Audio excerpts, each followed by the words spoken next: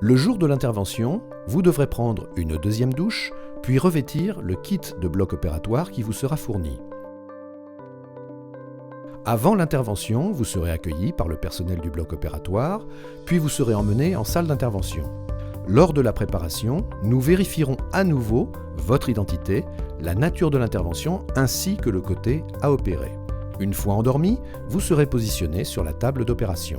La peau de tout le membre inférieur sera alors désinfectée et les champs opératoires seront disposés autour du site par le chirurgien et ses aides. La chirurgie peut alors débuter. Une incision est réalisée à la partie antérieure du genou. Le tissu sous-cutané est écarté, puis la capsule articulaire ouverte. La rotule est alors luxée vers l'extérieur et le genou est exposé pour la mise en place de la prothèse.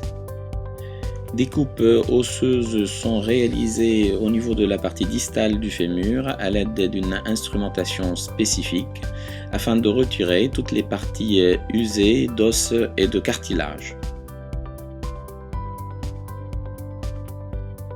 La même opération est répétée au niveau de la partie proximale du tibia et aussi au niveau de la rotule.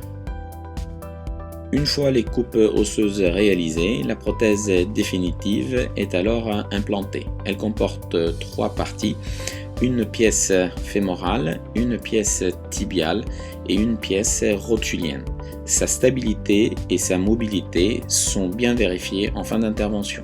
Après l'intervention, vous serez réveillé et conduit par l'équipe opératoire dans la salle de réveil où vous serez surveillé environ 2 heures. Dès que les paramètres vitaux demeureront stables, votre état de conscience satisfaisant et votre douleur maîtrisée, vous serez raccompagné dans votre chambre. Vous serez installé par les infirmières et les aides-soignantes de l'étage pour vérifier les paramètres vitaux et débuter les traitements post-opératoires prescrits par l'anesthésiste. Selon l'heure de votre retour du bloc, le kinésithérapeute passera dans votre chambre afin de vous expliquer les premières étapes de la rééducation selon les consignes du chirurgien et pourra procéder au premier lever.